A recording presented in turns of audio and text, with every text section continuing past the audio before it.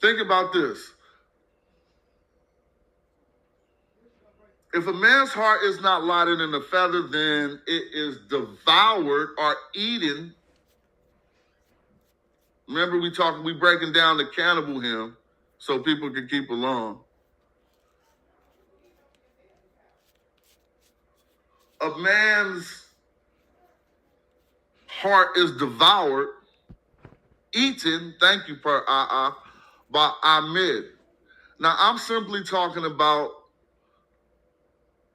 metaphor, schemata, the way we compare things to another thing in order to get man to understand such analogy. And so when dealing with things like the cannibal hymn, what we'll see is in the cannibal hymn,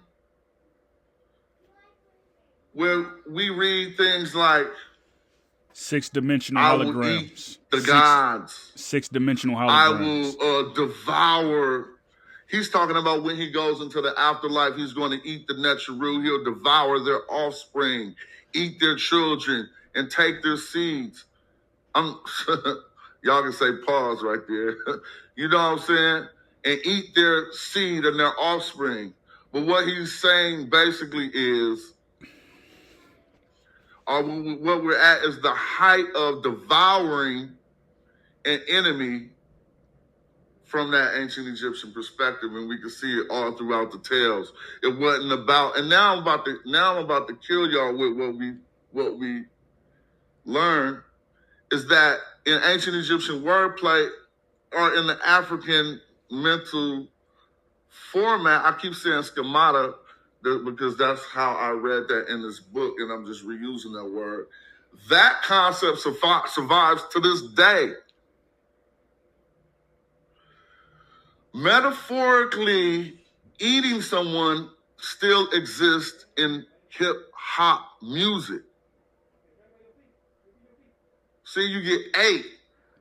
For real. But these are things we don't understand, and this is why I'm going to do a whole little write-up on the wordplay of ancient Egypt and how some of these the poetic license of the ancient Egyptians still survives to this day in African culture. Six-dimensional holograms. And I talk to Egyptologists about this, but this isn't necessarily what I want y'all to focus on. I just wanted y'all to trip off how from modern Africans all the way back to the cannibal hymn, they was trying to get us to think that cannibalism was something,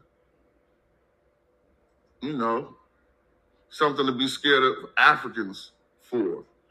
So I'm about to share my screen. Six-dimensional holograms. Like six-dimensional holograms. I'm trying to read the chat. Sometimes if I pause or do something, sometimes I might be distracted by the chat. I seen somebody ask, is the brother falling asleep? Definitely not. I'm up and I'm chilling. But I was reading some comments and kind of got a comment made me lose my thought for a moment. And I just, instead of babbling, I'd rather take a pause. So now let me ask you a question, Sai. A simple question that's going to lead to everything we don't know about this topic. Sai, what is a mummy? Hey, you on mute. You probably on mute on purpose, but I need some interaction. But don't even trip. Hey, I want some people in the chat to tell me right now, what is a mummy? And then a little bit of everything that we just talked about, you'll see how we're going to be touching back on a lot of that stuff. Somebody tell me in the chat, you think you know, then answer the question. What is a mummy?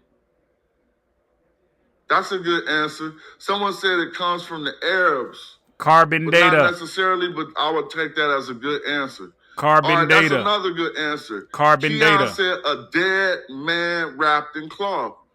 Pop Moses said, you the teacher. Shout out to you, Pop Moses. It's carbon data. I guess I'll be the teacher for right now. A mummy is carbon data. I wanted to get your answers, Pop Moses, because just like most of our people are putting up, somebody put desiccated and wrapped in human remains.